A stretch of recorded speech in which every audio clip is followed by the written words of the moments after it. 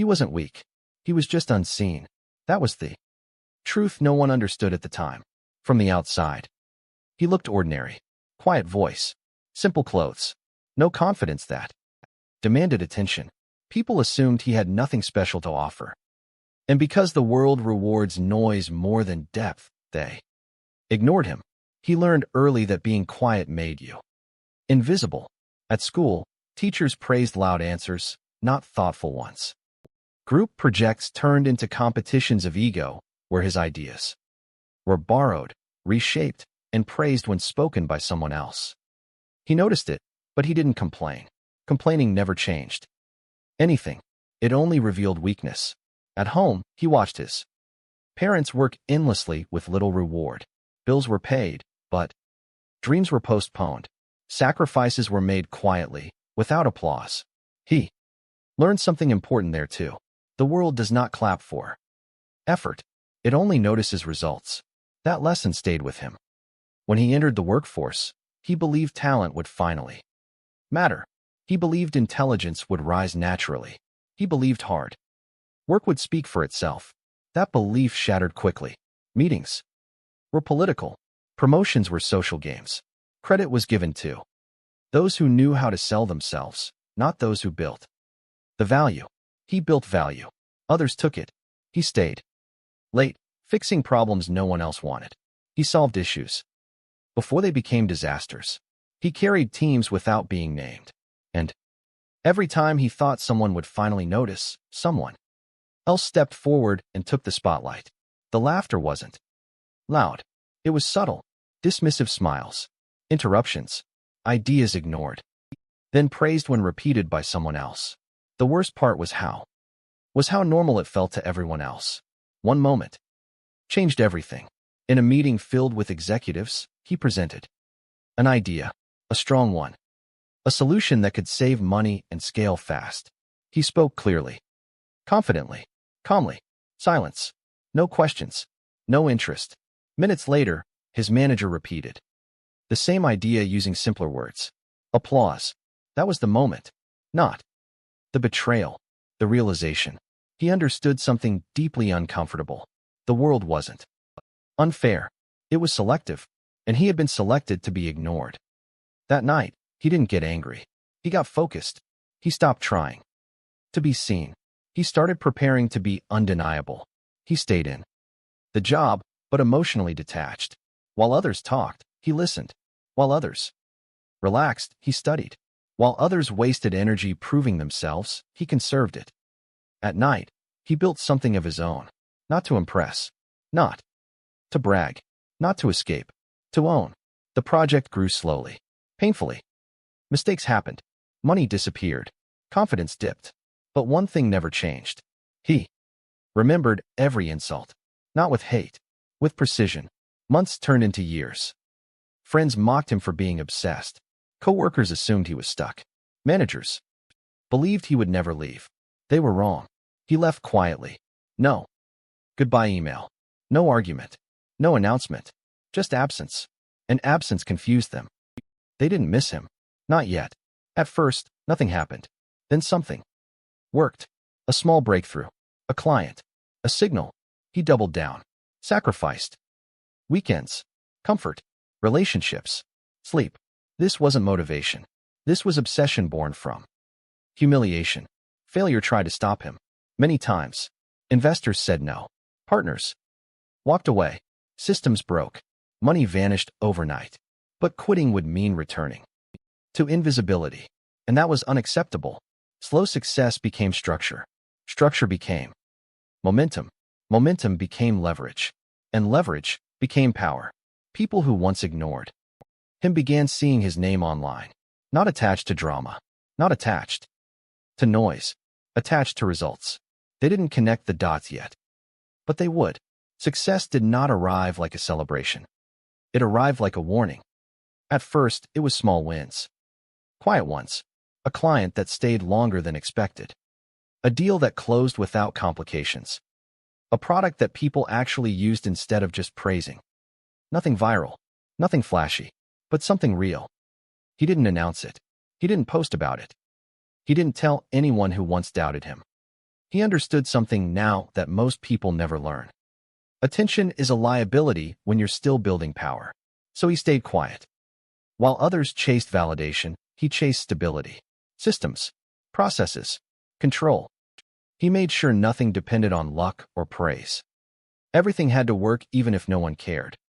That discipline came from pain. Because he remembered how quickly people turn when success is fragile. Then came the first real betrayal outside the old company. A partner he trusted leaked information. A deal collapsed. Money disappeared overnight. It was devastating. For a moment, he felt the same sinking feeling he felt years ago. The feeling of being fooled for believing in loyalty. But this time, he didn't panic. He adapted. He cut the partner out without emotion. Rebuilt the deal from scratch. Lost months of progress, but gained clarity. Trust is earned through behavior, not words. That lesson hardened him. From that moment on, he stopped building friendships in business. He built alignment. If interests aligned, people stayed. If they didn't, people left. No anger, no attachment, just forward motion. Slowly, his operation expanded. He hired people others ignored. Talented people with something to prove. People who worked quietly and delivered loudly. He treated them fairly, paid them well, and never stole credit. Because he knew exactly how that felt. And loyalty formed naturally. Meanwhile, the old world started noticing him. Former co-workers stumbled across articles mentioning his company. Industry blogs analyzed his growth. LinkedIn posts praised a rising disruptor. His name began circulating. In rooms he was once excluded from, confusion turned into curiosity. Curiosity turned into discomfort. Some reached out casually. Fake congratulations. Always. Believed in you.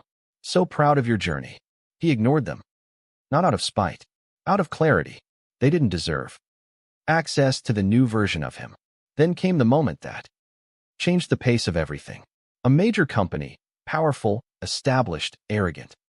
Established, arrogant, tried to crush him. They copied features, undercut prices, used influence to block him out of networks. It was a reminder of the old system, the same system that once ignored him. But this time, he wasn't powerless. Instead of reacting emotionally, he studied them, learned their weaknesses, their inefficiencies, their internal politics, their blind spots, and quietly, he positioned himself. Months later, when they were struggling, he made an offer. Not hostile, strategic. They accepted. Overnight, the company that tried to erase him became part of his empire. No announcement, no victory speech, just another step forward. That was when he realized something frightening. Revenge had become effortless. He didn't need anger anymore. Power was doing the work for him. As his influence grew, invitations followed. Conferences, panels, private meetings, rooms filled with people who once decided he wasn't important enough to listen to. Now they listened carefully. He spoke calmly, thoughtfully, without ego, and the more composed he became, the more intimidating his presence felt. Because confidence without noise unsettles people. Late at night, alone, he sometimes thought about the old version of himself, the one who waited to be recognized, the one who believed fairness would save him. He felt no hatred for that person, only gratitude. Because humiliation had given him vision, and vision had given him leverage. But the story was far from over. Because success attracts more than respect, it attracts enemies. And the final stage of revenge was still coming, not through destruction, but through absolute dominance. At the top, everything became quieter. No applause, no noise, no rush, just control. By the time his name was spoken in the same sentence as power and wealth, he no longer chased growth out of fear. He chose growth with intention. Every move mattered now. Decision reshaped industries, not just companies. People called him disciplined. Some called him cold. Others called him lucky. None of them were right. What they were seeing wasn't luck. It was restraint. He had learned that the higher you rise, the fewer people you can trust, and the less you need to explain yourself. He no longer reacted. He responded. He no longer competed.